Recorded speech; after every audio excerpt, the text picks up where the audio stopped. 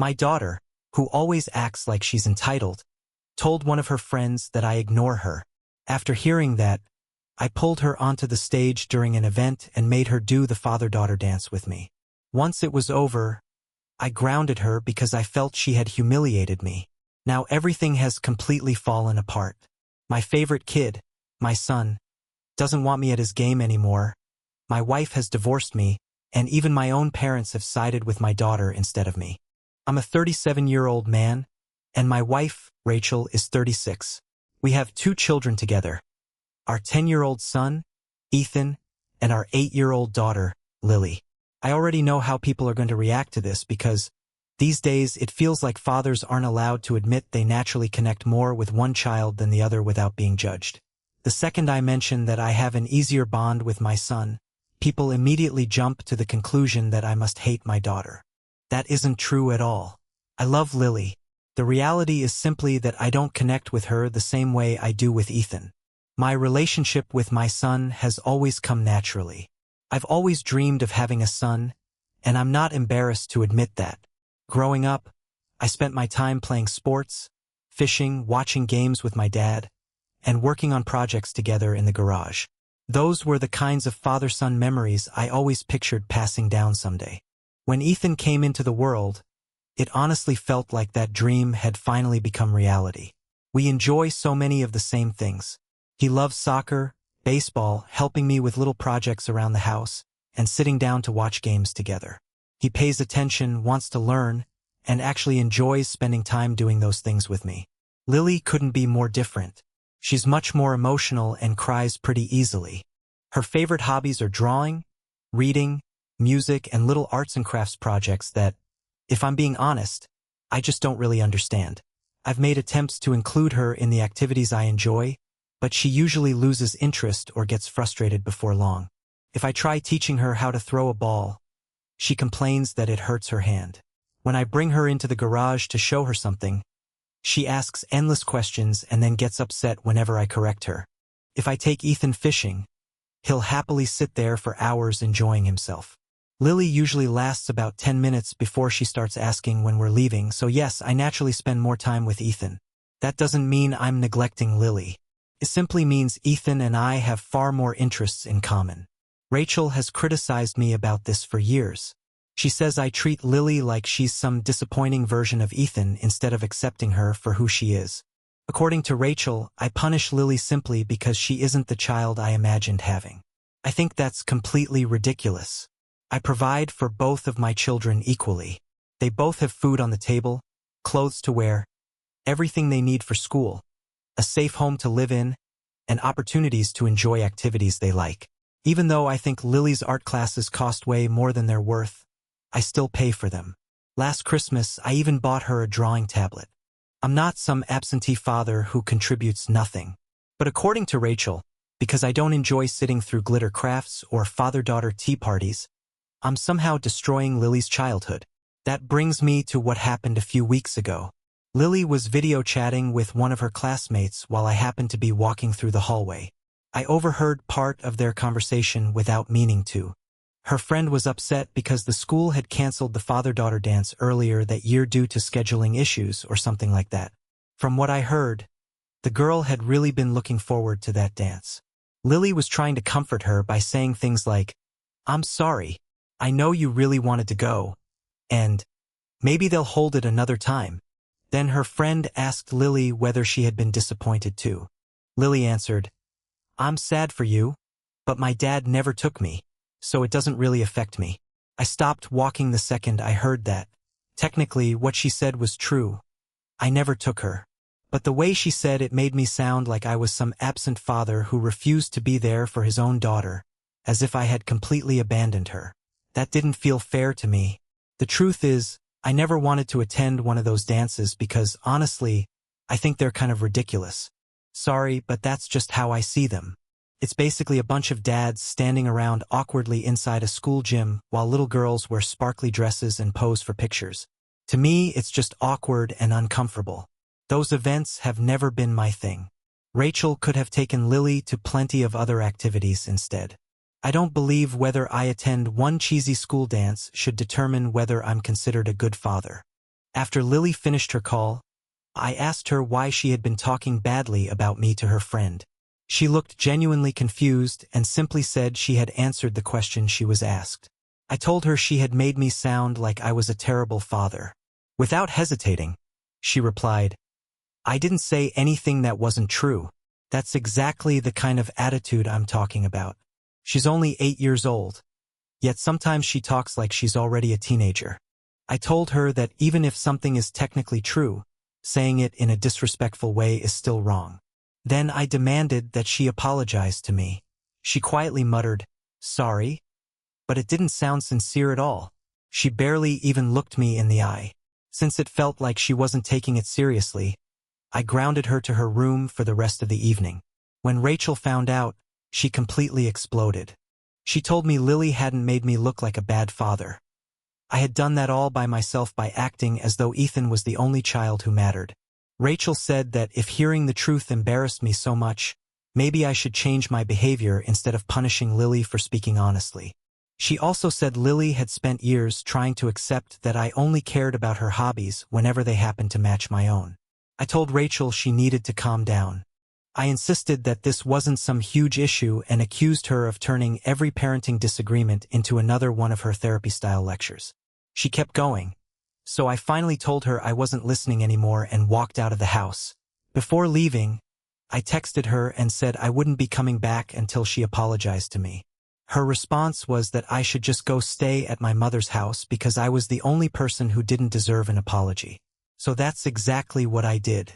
When I got there, I explained everything to my mom because I honestly expected her to understand my side.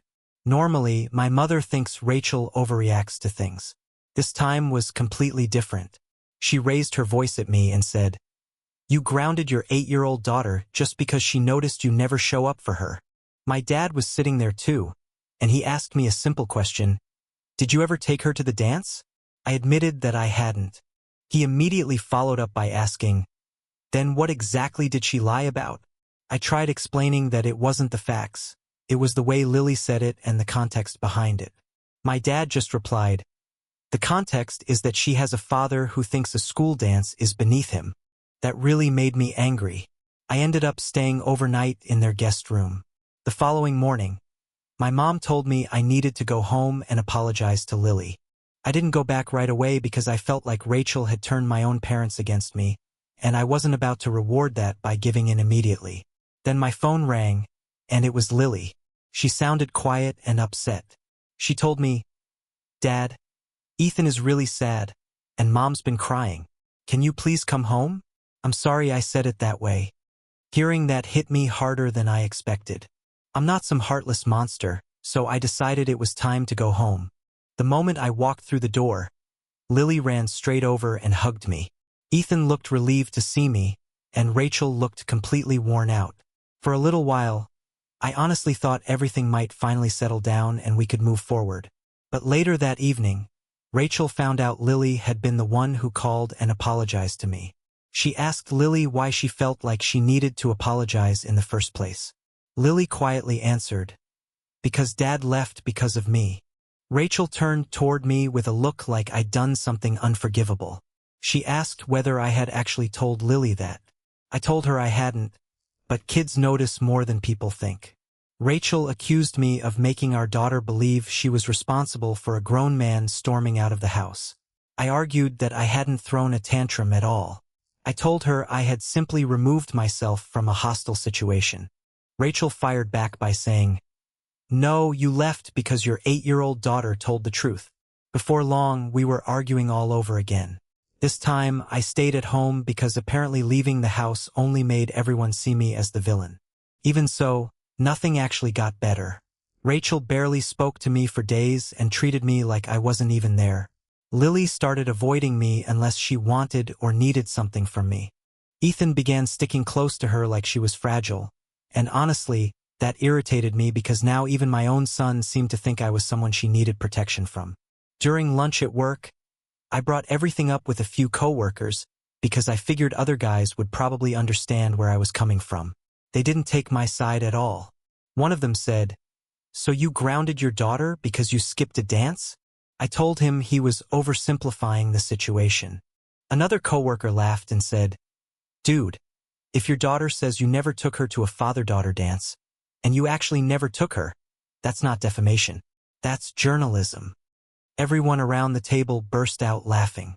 I asked why everyone seemed perfectly fine with my daughter making me look like a terrible father.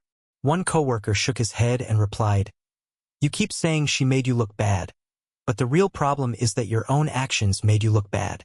Apparently, even people who barely knew me thought I was completely in the wrong. People threw all kinds of insults at me. They called me a bad father, selfish, pathetic, and even a man-child, all because I don't enjoy those ridiculous dances and because I expect some basic respect in my own home. Not long after that, the school announced they had rescheduled the father-daughter dance. Rachel made sure to tell me in a way that felt like she was daring me to refuse again. At first, I told her I wasn't going because I had no interest in pretending to be Father of the Year just for appearances. Then my mom called and said that if I had any common sense at all, I'd take Lily to the dance and try to make things right. After thinking about it, I agreed to go. It wasn't because I'd suddenly changed my opinion about those dances. I still thought they were awkward, uncomfortable, and kind of silly, but I figured that if everyone wanted me to show up so badly, then I'd show up. At least after that, nobody could say I hadn't made an effort. I even practiced a little in the living room when no one else was home. I searched online to see what dads usually did at those events. My plan was simple. I put on nice clothes, take a few pictures with Lily, dance with her for a few minutes, and then the whole thing would be over. But before the dance happened, I found out Lily had already asked my father to take her instead. My own dad, not me. Apparently, after I had originally refused to go, Lily asked him and he happily accepted. Rachel knew all about it. No one bothered to tell me. When I asked Lily why she had done that, she quietly said, "Grandpa wanted to go." I reminded her, "I'm your father." Softly, she answered, "I know." Hearing that stung more than I think she realized. I told her I was going to take her now, but she said she still wanted Grandpa to be the one who went with her. I reminded everyone that it was supposed to be a father-daughter dance, not a grandfather-granddaughter dance. Rachel pointed out that the school had said grandfathers, uncles, or any father figure were welcome. I told her that completely missed the point. The point, as I saw it, was that I was finally stepping up, and now Lily was turning me away. Rachel answered, "You don't get to ignore the invitation for years and then be upset because someone else accepted it." Once again, it felt like another one of her therapy speeches.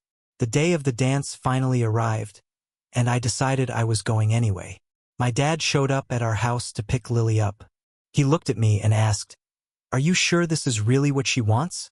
I answered that she was only 8 years old and didn't always know what was best for herself. My dad calmly replied, "She knew enough to ask me." I told him I was her father and that I'd handle it from there. Lily looked like she was about to burst into tears, which honestly frustrated me because I was literally doing the very thing everyone had criticized me for never doing. I told her to stop acting like I was dragging her off to jail. Once we got to the dance, she hardly said a word to me. She kept glancing toward the entrance as though she was hoping Grandpa would suddenly walk through the door. I tried my best to make conversation. I bought her some punch and asked whether she liked the decorations around the gym. All I got in return was a shrug. Then the announcer invited all the fathers and daughters to come up for a dance and some photos on the stage. I told Lily it was time to go up. She quietly answered, "I don't want to." I reminded her that she'd wanted a father-daughter dance. Hadn't she? She looked at me and said, "Not like this." That was the moment I lost my patience. I said, "So if I don't come, I'm a terrible father. But now that I actually came, you don't want me here. Which is it, Lily?" She immediately started crying. People around us turned and stared. I felt completely humiliated all over again. I told her we were going to dance because I wasn't going to let her tell everyone I never showed up for her and then reject me once I finally did. I took her by the hand and started leading her toward the stage. She pulled her hand away and said she wanted to go home instead. I finally said, "Fine," and took her back home. On the drive, I explained that she needed to understand how unfair she was being toward me. I told her I was honestly trying, yet she was punishing me anyway. I said she couldn't complain that I was never involved in her life and then cry the moment I tried to become involved. I also told her she'd embarrassed me in front of the entire school. She cried the whole drive home without saying much else. After we got back, I grounded her again because I believed she had been disrespectful and ungrateful. That turned out to be the breaking point for everyone else. Rachel screamed at me louder than I'd ever heard before. My father had come over after I'd left the dance with Lily, and he was there too. He looked me straight in the eye and called me a disgrace. My mother started crying and said she hadn't raised me to treat my daughter like she was an inconvenience until it reflected badly on me. Then Ethan came downstairs and started yelling at me too. My own 10-year-old son. He was the one person I thought still understood me. Instead, he shouted, "Stop being mean to Lily." I told him to stay out of it, but he looked at me and said, "I don't want you coming to my game on Saturday." That hit me like a punch to the face. I asked him why he would say something like that. He answered, "Because you make everything about yourself, and Lily cries whenever you're around." Rachel hugged him and told him everything would be okay. I stood there looking at my entire family as if they all believed I was some kind of monster. In my mind, Rachel had turned Ethan against me too. She'd convinced him that standing up for his sister meant rejecting his own father. So I walked out again. I packed a bag, checked into a hotel for a few nights, and after that stayed with a friend for a while. I needed some distance from everything. I needed everyone to stop yelling at me and acting like I was abusive simply because I wanted what I considered basic respect. I ended up being gone for 3 weeks. I sent Rachel text messages during that time, but she barely replied unless it was about bills or something involving the kids. I assumed things would calm down eventually. I honestly believed she'd realize she was tearing our family apart over one terrible night at a school dance. Instead, she filed for divorce. Now everyone talks as if I abandoned my family. That's not how I see it. I didn't abandon anyone. I simply removed myself from what felt like nonstop hostility. Even my parents no longer supported me. My mother said I'd become a small, bitter, and cruel man. My father told me that if I wanted to be treated like a father, I should have started acting like one long before there was an audience watching. I regret how everything unfolded. I regret seeing Lily cry. I regret that Ethan got caught in the middle of all of this. I also regret that Rachel chose divorce instead of trying to work things out. At the same time, I still feel like nobody cared about what any of this did to me. I felt humiliated by my daughter, my wife, my parents, and even the people I worked with. From my perspective, I was trying to step up and fix the situation. But every single time I thought I was doing the right thing, it felt like everyone changed the rules. If I didn't go, people said I was neglectful. If I finally showed up, suddenly I was controlling. If I walked away, I was accused of abandoning my family. If I stayed, I was called abusive. So how is a man supposed to win? Anonymous commenter. You grounded your 8-year-old daughter for accurately describing the fact that you weren't there. Then, according to everyone else, I ruined the dance experience Lily had rebuilt with someone she actually felt safe with. I made her cry in front of everyone, gave her a lecture on the drive home, and grounded her again because she didn't act grateful after feeling cornered. People keep saying I'm not being unfairly targeted. They say I'm simply being recognized for what I did. Anonymous commenter 2. Your daughter said, "My dad never took me." What you heard was, "She made me look bad." What your wife heard was, "Our daughter has learned to expect disappointment from her father." That's the difference, and it's exactly why your marriage is over. Anonymous commenter 3. The dance was stupid and embarrassing right up until your own father agreed to take Lily. Then suddenly it became this sacred fatherhood moment. You never actually wanted the dance itself. You just wanted the recognition that came with it. Anonymous commenter 4. You keep describing Lily as too sensitive. Like that's some kind of flaw. She's 8 years old. She's not overly sensitive. She's reacting exactly the way a child would after being rejected, punished, guilt-tripped, and publicly forced into something by the very adult who's supposed to make her feel safe. Anonymous commenter 5. Your wife didn't poison your son against you. He watched you make his little sister cry. Kids aren't blind. They can see what's happening whether you like it or not. My reply: I didn't force Lily the way people keep making it sound. I only took her by the hand because she refused to participate after making such a big issue about me not participating in the first place. I was honestly trying to show her that I was finally there for her. And yes, I absolutely believe Rachel encouraged this whole attitude. Lily wasn't always this dramatic. Everything changed after Rachel started talking nonstop about feelings, boundaries, and emotional validation. Now every disagreement is labeled trauma. Now everything is considered neglect. And somehow, no matter what happens, I'm always the one doing something wrong. As for Ethan, he was upset because everyone in the house was emotional. He's still just a kid.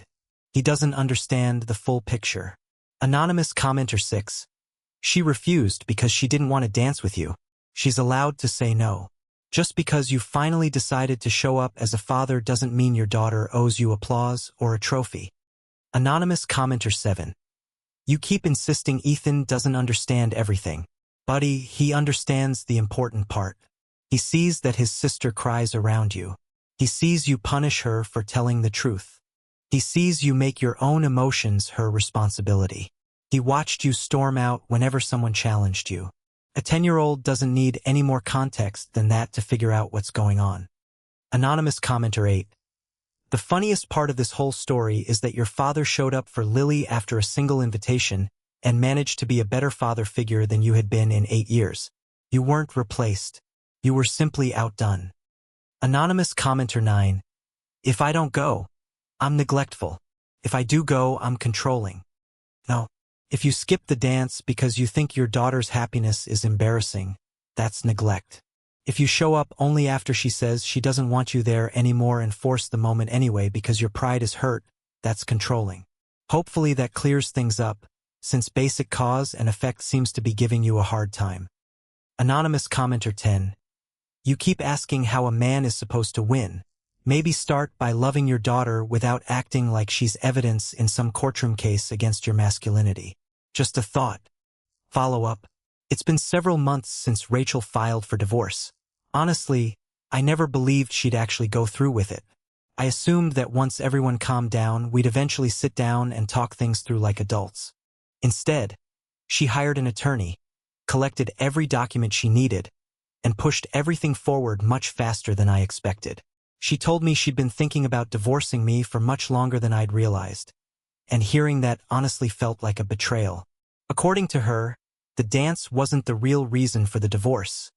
It was simply the final straw. I've never really understood that expression because, if she'd been unhappy for so long, she should have communicated it more clearly. Rachel insists she did. She says she spent years begging me to build a better relationship with Lily, stop favoring Ethan, stop using money to control the family, and stop acting like earning the paycheck meant I had the final say on everything that happened in our house. I handled almost all of our finances because I've always been better with money than Rachel. She has a job too, but she's always been more emotional about spending. Since I earned more, it seemed logical that I should be the one managing the household budget. Her paycheck went into our joint account along with mine, and I divided the money between bills, groceries, savings, the kids' activities, and everyone's personal spending. Yes, I gave myself a larger amount of discretionary money because I worked more hours. To me, that seemed perfectly fair. Rachel claims I never questioned my own purchases while I scrutinized every dollar she wanted to spend. I think that's an exaggeration. The things I bought were practical for me. I purchased golf clubs, tickets to sporting events, a new grill, and better tools for projects around the house. Meanwhile, she wanted money for Lily's art supplies, books, dance shoes, and little outings that I personally didn't think were necessary. Naturally, I'd ask questions before approving those expenses.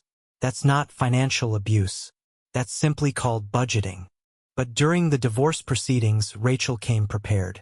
She had screenshots showing that I'd refused to pay for Lily's art camp while covering the cost of Ethan's soccer clinic during that very same month. She brought bank records showing I'd spent hundreds of dollars on equipment for Ethan and myself while telling Rachel that Lily's school field trip wasn't worth paying for. She even had old text messages where I'd written that Lily needed to learn not every hobby deserved financial support. Her lawyer made me look absolutely terrible. Apparently, if a wife says she felt trapped because of how money was handled, controlling the finances suddenly becomes a major issue. The divorce settlement wasn't anything close to what I expected.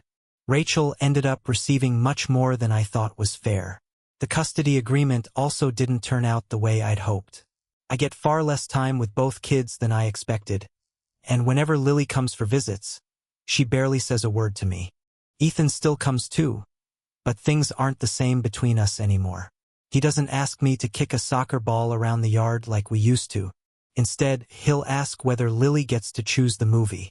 Whenever we're sitting together in the living room, he always stays close to her. If I try asking Lily about school or wonder why she's so quiet, Ethan immediately steps in and says, "She doesn't want to talk right now." Lately, he's started acting like her personal protector. I told him he didn't have to play the hero all the time. He looked at me and said, "I'm not trying to be a hero. I'm just being her brother."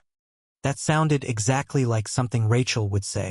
I tried explaining that he was letting his mother turn him against me. He got upset and answered, "She doesn't have to. You do that yourself." That one really hurt. I honestly don't know what Rachel has been telling the kids, but whatever it is, it's clearly working. My parents are still keeping their distance too.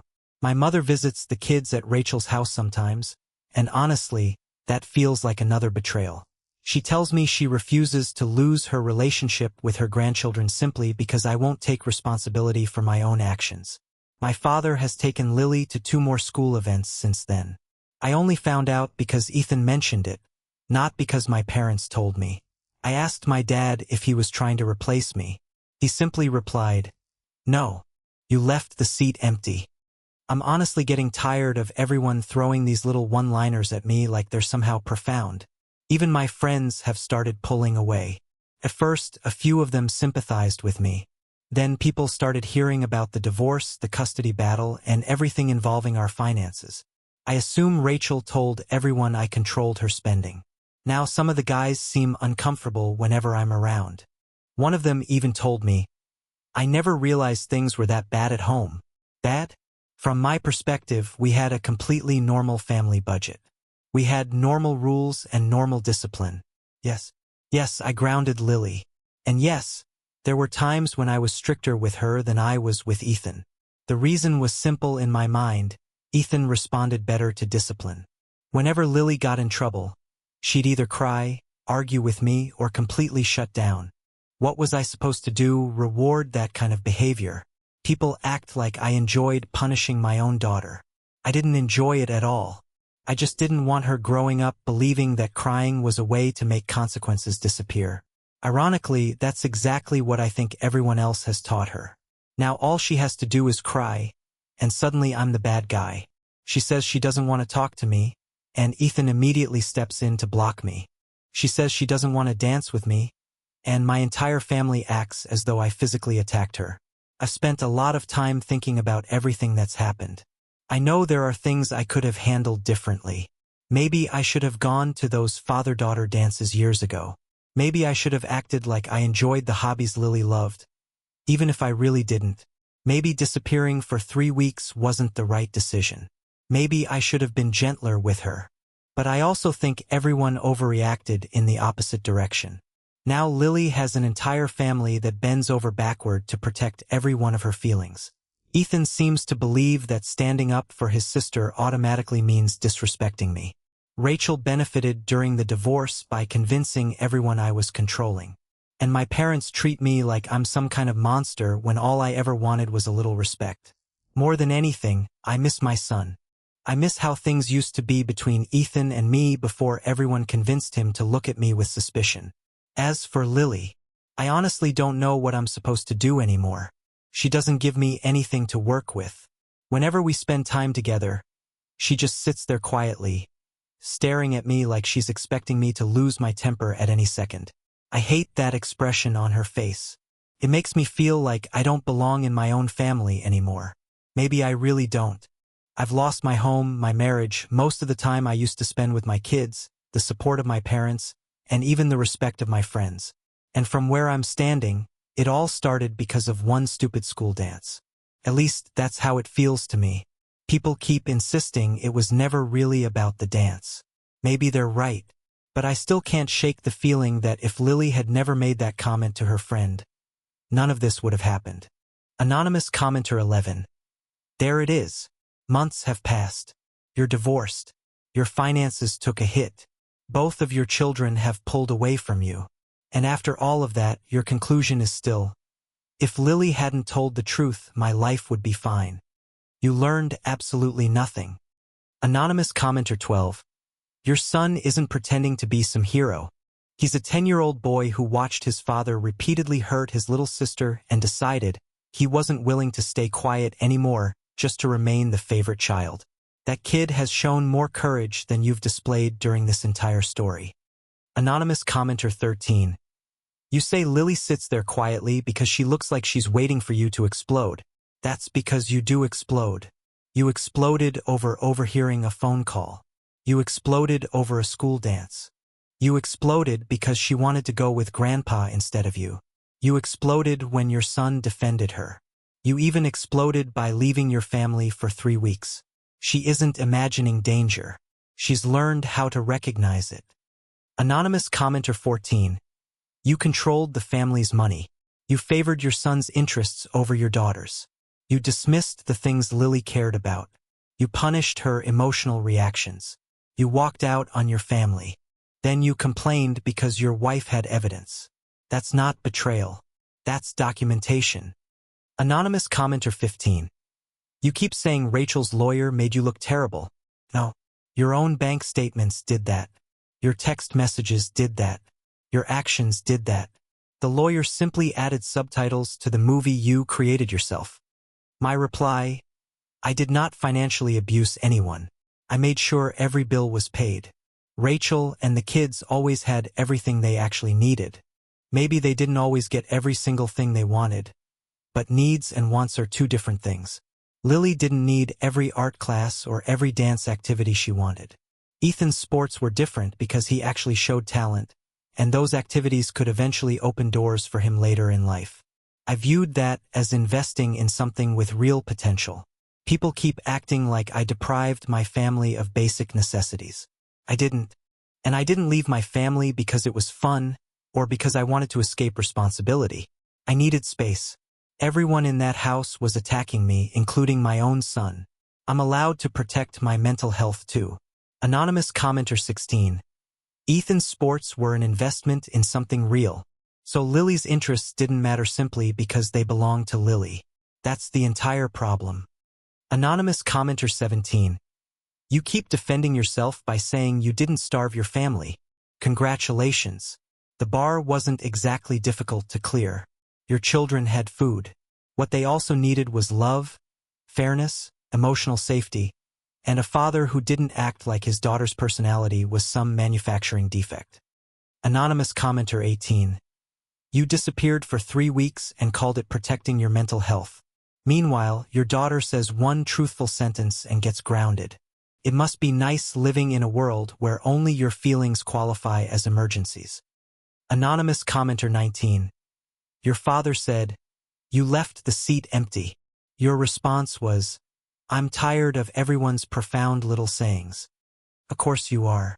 Every honest sentence sounds like an attack when you've spent years avoiding the truth.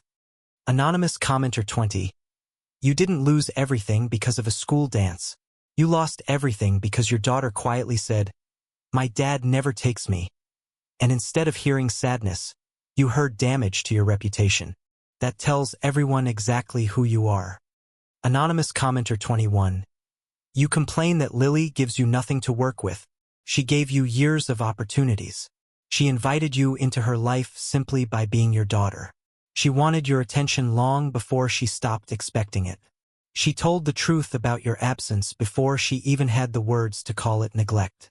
You ignored all of those chances because she wasn't as easy or enjoyable for you as your son.